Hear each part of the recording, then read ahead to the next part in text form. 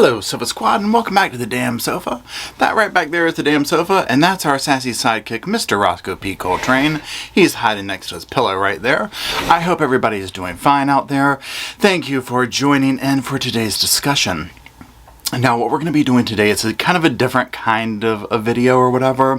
We're going to be discussing the recent Dateline 2020 episode on the Idaho tragedy that took place out there. I'll put a little screenshot of it up here. I highly suggest watching this if you have not seen it. And the way we're going to do the video is this. I'm actually going to be referring to the notes on my phone. I basically, when I do videos like this, I watch the thing, I make notes. Sometimes I'll put clips up, sometimes I'll just talk about it or whatever. For this one, I'm just going to be talking about it. We will listen to some sound bites later to talk about some of the timing that they mentioned. But again, if you do watch the episode, I watched it on Hulu. That's where I found it. There's some clips that you haven't seen in there. It's very nicely laid out. It's a nice way to put it. So, that being said, thank you to everyone who makes this channel and the Sofa Squad possible. Patreons, channel members, everyone who discusses the cases, and most importantly, the victims and their lives in the comment section. The channel and their memories would not be here without you, so I greatly appreciate it. Now, let's go ahead and get started. Now, again, like I said, I'm going to be referring to the phone. So if I'm looking down, it's not because I'm bored of talking to y'all, it's because I'm looking at my notes. And what I did literally is I just went through and made notes, how I read them, and just kind of use these as talking points. Now, the first thing that I wrote here was it talks about hearing from other students as well as friends of the victims, how afraid they were when all this was unknown, and hearing from the parents of the victims. So for me watching this, now obviously we've heard a lot from Kaylee's parents, but hearing from the other parents, the other victims, you know, whether it was Ethan, Maddie, Xana, all of them, it just made it even that more special to learn about these kids, these young adults, I should say, and their lives, as well as their friends. Now, I'll talk about this later towards the end because, y'all, I'm not going to lie, this was a total tearjerker. At the end of it, I mean, I'm blubbering. The more you hear and learn about these young adults and what they had to offer and the type of people that they were and the things that are being done in their memory to keep their names alive, their spirits alive, it's very, very touching. Now, again, it starts off with the unknown. Like, I mean, we remember this, right? None of us knew what was happening, and especially for these kids going to the school, it was very frightening. So you're hearing from them how real this was, packing up, going home, this type thing. It makes it so real. The closest thing that I can say that I've touched to that is when the Gainesville Ripper took place. I have family that lives there. Now, this was obviously a long time ago. My dad was literally telling my aunt, pack your family up and come up here, like anyone could be next type thing, right? And so I can't imagine my kid being off at college and this brutality happening there, just so random and not knowing what's going on. So they did a good job at really rounding out not only the memories of the victims, but also getting a feel for the town and what the vibe was like when this first went off. Okay, now the next thing I have up here is we learn about the ties of WSU and the University of Idaho, how it's basically one community. And this is one thing that I found interesting because as this became uncovered, and obviously now that we know it was Brian, he went to WSU, and learning he only lived like, 7 miles away or something like that, and that these were two college towns that essentially kind of merged into one.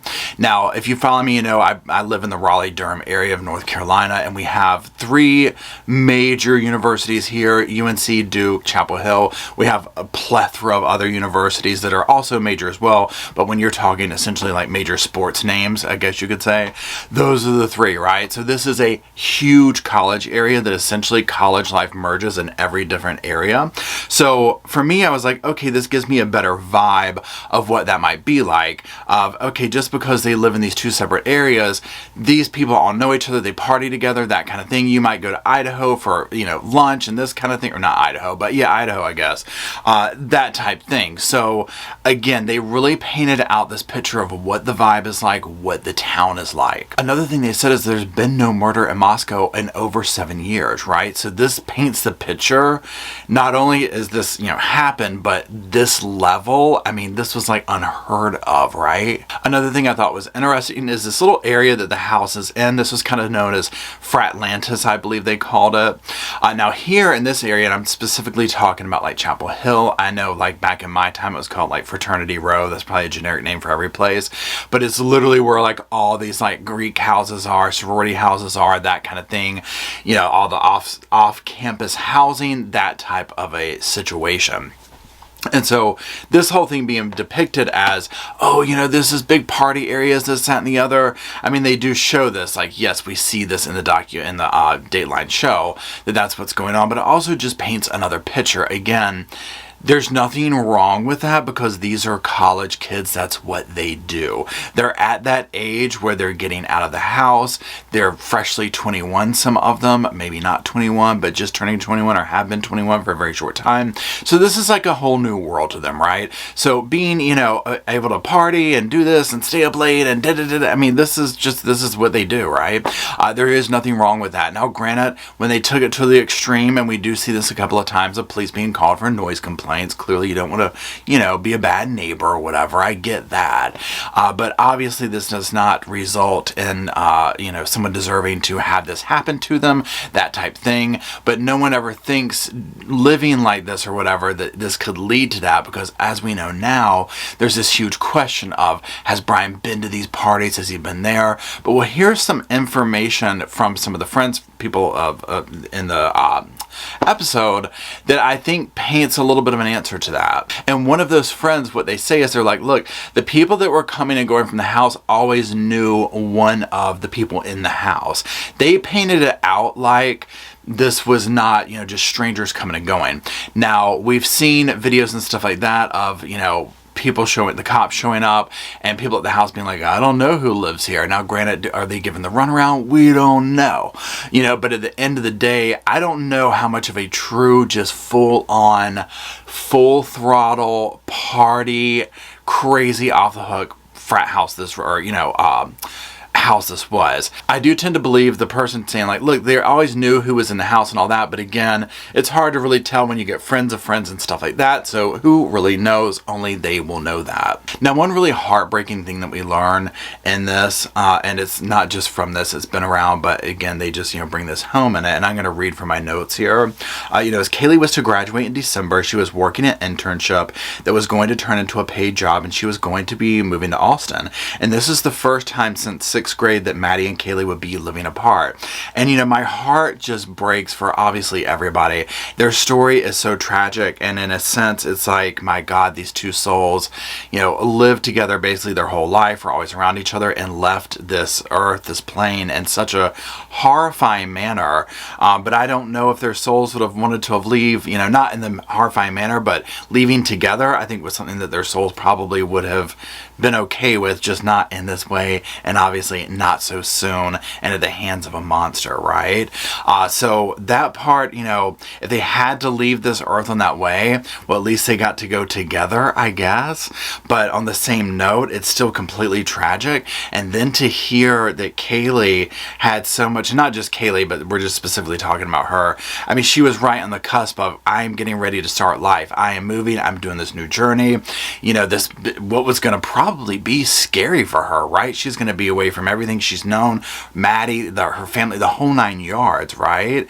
And just to think that that was just viciously stolen from her, I mean, it just breaks my heart. I cannot imagine the anguish that has filled her parents' hearts over this. I just can't imagine. Now, I'm also going to read this next part here from my notes, and this is about the stalker thing. And it says, and we hear this in the Dateline show, Kaylee confides in her parents that she felt someone in town had been watching her. Her dad says sometimes she would call and be like, oh, this guy was following us around, and he felt like she never reported it. Now, again, we've heard already that there's even more information from the affidavit, like there's stuff that we still don't even know or whatever. And again, there's going to be more evidence that comes forth and whatnot. I'm very curious to see how much more we learn of how much Brian was following them, because I think it's going to be a lot.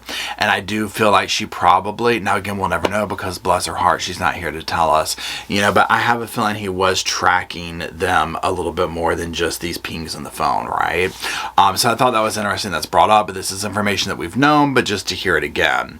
Now, I'm going to also continue off my notes here.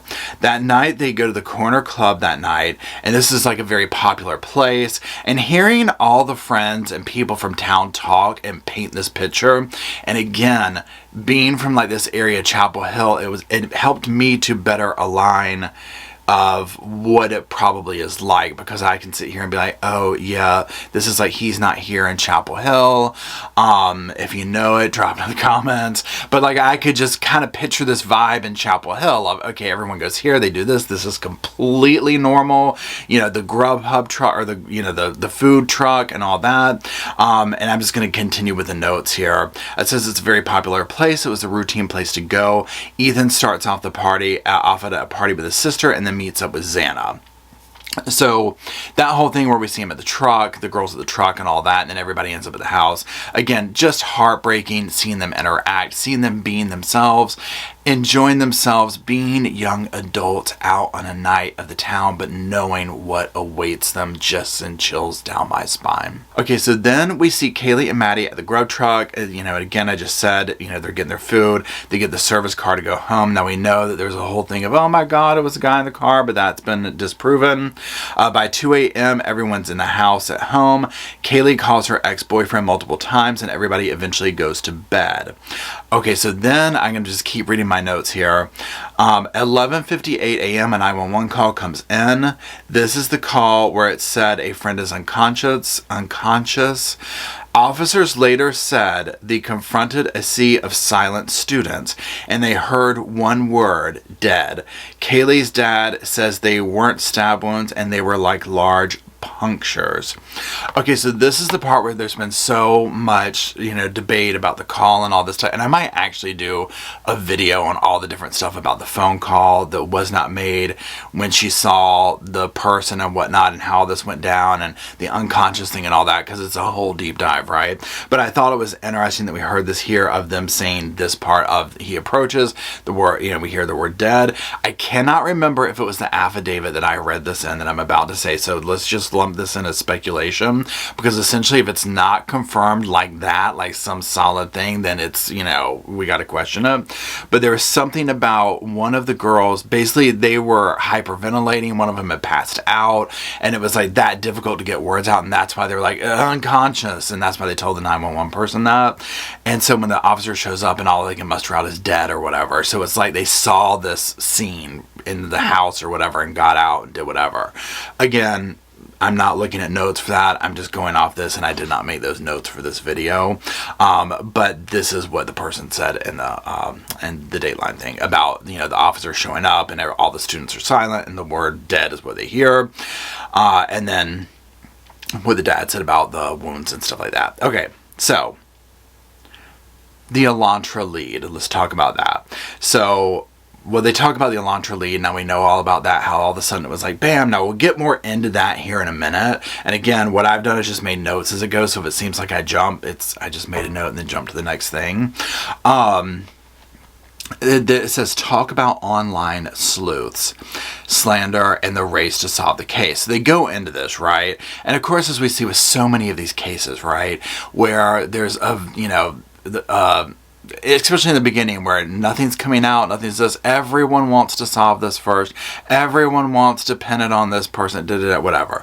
You know, and this is why it's like you have to listen to verified sources. Not me, not a TikToker, not other YouTubers. You know what I'm saying? And I get it. I mean, trust me. I mean, it's fun to do, right? But they go into this whole dynamic here. And they specifically mentioned cyber sleuths talking about Kaylee's ex, revealing private information about his life and accusing him of having something to do with the murder. And then they show Kaylee's sister and parents, and they stand firmly behind the ex. You know, and here's my thing. If the sister and the boyfriend the sister and the parents are like, look, this is no, you know, I'm going to tend to believe them, you know, other than people who've never met somebody, right? And now they also talk about the University of Idaho professor suing the TikToker who said she has something to do with it. Now, this was that psychic TikToker who, from what I understand, it completely continues to double down that this professor had something to do with this, even in the midst of a lawsuit. So this is why you just have to be very careful, because you never know, right? Okay. Now, they talk about the arrest of Brian, and they go into like the people who knew Brian were completely stunned. They meet they talk to his barber, his hairdresser, who did his hair on December 2nd, and she was like totally freaked. And she said something interesting. She was like, I made a person who allegedly did stuff like this feel good about themselves by giving them a haircut and doing this kind of stuff. And I thought that was so interesting because, you know, when we have brushes with stuff like this, whether it's this happened near us, we know someone or whatever, it is that vibe of like, oh my God, I've had a brush with this. And so, no pun intended, she had a brush with this. I didn't even mean to say that. You know what I mean though, right? But it was just such an interesting thing to be like, wow, I went out of my way to like make this customer feel good with their haircut, not knowing, you know, where he was getting ready to commit one of the most heinous crimes that's come across the headlines in a while. Okay, so one of the former friends, the girl who made all the TikToks, who knew him, came out. Now they've been removed or whatever. I did a video on it a while back. But another former friend, you know, he was overweight. He was made fun of. He had a very withdrawn demeanor. They talk about that Reddit survey in the questions. Again, I did a video on that. And again, I'm just skimming over some of this stuff because we've gone in depth on it here on this channel on other videos. But we've also, numerous channels have done this. So if I just quickly go over this stuff, I don't want to weigh the video down with this. A former student of his speaks, and Brian, Brian was a TA, and he said that Brian was quiet, didn't speak much, and didn't look at them directly and seemed awkward. Now there's also another clip of a TA basically saying something like, well, before the murders he was like a stern grader, and then after he was like not. You know, I mean, weird stuff, right? Okay. Then we're going to jump to another thing. I'm going to read these notes here. So the police were keeping from the public that on November 29th, a WSU officer found the Elantra in a student parking lot. It was Brian's. When cops look at his pic, they see that he had bushy eyebrows, like that what was mentioned that one of the survivors described.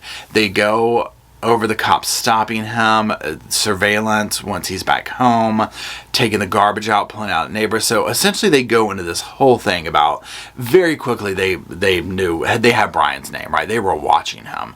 And you know, from that time, and again, Brian's a crappy driver, y'all. I mean, we've determined this.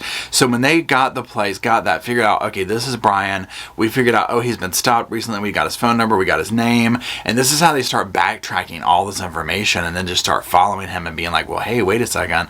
Now, remember, when they got his phone number, that's when they did they got the search warrant, they get the pings. And so it's all adding up or whatever. So again, it's interesting to look back to see how good the cops, you know, had a poker face throughout this. Thank God to not tip him off, because God knows what he would have done. Now, Kaylee's parents, and we hear from multiple parents in here, but one thing I thought was interesting is they said that he never even looked back at them in court. Now, again, I wouldn't expect him to, right? I mean, he just doesn't seem like the type. He's completely fixated on, like, if it's the attorney he looks at, that's who he's looking at. If it's the judge, that's who he's like, you know what I'm saying? So I don't think he would do that.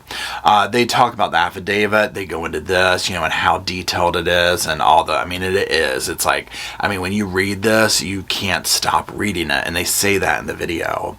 They talk about the sheath that was left. They talk about the timeline and the surviving roommate. Now, this is what we're going to do for this part now. We are going to flip over and listen to some sound bites about this, because this part is very interesting to me and I want to discuss it. So please hold while I pull that up. Authorities identify a white sedan in the area starting at 3:29 a.m. This was not... Okay, so 3:29 a.m. the authorities have identified Brian's car. The vehicle that drove by at a random time in the night. There were 3 passes of this vehicle, and ultimately the 4th. They see this same car come back at 4:04 a.m. It looks like it's either trying to park or turn around. That car is seen again around 4:20 in the morning, departing the Kings Road area at a high... Okay, so we have that time frame, 4 to 4:20. Now let's keep listening to a couple of more sound bites about that. Word. It zeroes in on a critical 25 minutes between 4 and 4:25 a.m. According to the affidavit, the 2 surviving roommates confirm that the 5 housemates and Xana's boyfriend Ethan were all home by 2 a.m. Okay, so we have the timeline between 4:25. It's confirmed. 2 a.m. everybody's home. Let's keep going. At 4 a.m., Xana gets a DoorDash delivery. Okay, 4 a.m. she gets the DoorDash delivery. This means somebody is showing up to the home, parking, dropping food off, all this kind of stuff. Let's keep going. And based on what police retrieved from Xana's phone, they believe that she was still awake and on TikTok at 4:12 a.m. Okay, so 4 o'clock, DoorDash comes in, received all that. She's on TikTok at 4:12. Now remember, this is between 4 and 4:25. So let's keep going. Approximately the same time as Xana's 4 a.m. DoorDash order is received, one of the surviving roommates wakes up.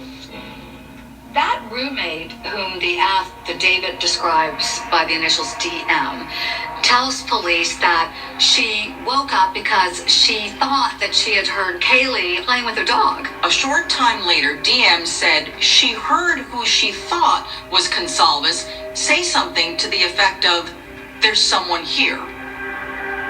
DM told police that she opened the door, peeked outside, but didn't see anything. She opened the door a second time because she believed she heard crying from Xana's room. Something really chilling, at least when I read it, was DM told police that she heard a male voice saying, "It's okay, I'm going to help you." But when did she hear that? Was it before or after 4:12 a.m.? We don't know. The next time stamp in the affidavit is at 4:17. That's when a nearby security camera picks up what sounds like voices, some whimpering, and then a thud. Also, a dog can be heard barking repeatedly, starting at 4:17 a.m. I mean, your mind is racing. And what made the dog bark just then? She looked out a third time. She saw a man dressed in black, wearing a mask, covering his nose and mouth. She described him to be 5'10", with bushy eyebrows, and an athletic but not muscular build. This man walked past her towards the back sliding glass door as she stood in a, quote, frozen shock phase. She told authorities at that point she locked her bedroom door. So now authorities know that they're looking for a tall, slim man, all dressed in black, who exited the house through the sliding glass. Who would be? Okay, so hearing other people like go through this timeline and talk about this and and ask these questions that we're all asking, it just makes it that much more like the brutality of this and the quickness of it, right? Then it also just makes me wonder what it seems like so much was going on all at once, right? And then for Xana and Ethan, and then again, because we don't know, did the I think I heard this really come from who she thought she heard it coming from, and also what time did it come before or after? These are like little details that would help in my mind envision how exactly this went down, and also leading up to the whole question of why were survivors left. Now, I still believe, I do not think that Brian saw her. I think that he was trying to get out. I think that the whole thing of the way she opened the door and he went past, I think that he just didn't see her. I don't think that she had her door, and the way the videos that I've seen the door opens, I think she opened it and it was like this moment of like, and I mean, I'm giving a bad description here, but if you've seen the stuff out there, you know what I'm talking about. I think that's what was going on. I think he had tunnel vision. I think he was exhausted. I didn't think he planned on having to fight back with people. I think there was a lot of unplanned things in his world that happened when he got there and executed this plan and these students. And so I still am left though with, my God, how was he able to go in here and do this so quickly? But again, here's the thing. It's 4 o'clock in the morning. They've been out partying, you know what I'm saying? Like doing all this kind of stuff. I'm assuming he was sober. I'm assuming he was more prepared for, this is what I'm going in to do, even if it ended up being more people and whatnot. But I just like the way that they laid that out. And that was like a kind of, I don't know if you want to call it a highlight of it, or a true highlight for me was seeing the different videos, their social media stuff that we haven't seen. But I like the way that they put this out. And so I'm just curious to see what you all think down in the comments about that section. Now let's get back to my notes. Now they also go into the whole thing with the DNA aspect, and they talk about, finding the male DNA on the sheath. They don't get the hit through CODIS. That's when they do the search warrant, and they get out a search warrant for the family garbage, and that's where they're able to determine that most likely the father, of this household is the father of the person of the DNA, and they do all this. Now I'm just going to continue reading off the notes here. It says Brian's taken into custody. Another DNA test is done, and it's the exact match. So bam, there you go. And then they're just asking a lot of questions. Why the survivors? What's his defense going to be? And these are questions that we all have, right? Pardon Roscoe, he's flapping his ears over there. What will be his defense? One thing they mentioned in here was possibly just tearing apart the evidence and whatnot. I'll be curious to see if that's even possible to do. A lot of this evidence, it's circumstantial, but it's a lot of it. And then a lot of it, it's just like, my God, your DNA's on a knife sheath at the house in the bed. You know what I'm saying? It's not good. Now, this is one thing that got to me, y'all. Okay, so, Ethan is he's a triplet. He has a brother and a sister. And so we heard from, and I don't want to negate because we heard from multiple friends and parents and all that, and they all have beautiful stories. And Ethan's former co-workers, they do a tulip farm, all this kind of stuff. And so they named a tulip after him, Ethan Smile. And it was just such a wonderful thing to do in his memory. And then, another thing that was when the friends were talking about Kaylee and Maddie's bond, and not just friends, but family, everybody that was like, it was almost beyond sisterhood. Like the kind of friendship that everyone dreams of having, they were like, this is what that was. Like, even like their friends were like, I've had best friends, but it wasn't like this, right? And then Zaina, she sounded like just this super chill, super cool, always concerned. And they said something to the effect of that, where she was more excited about other people being happy in an event. Like that's what her mind would go to of, I was so happy to see my friends happy.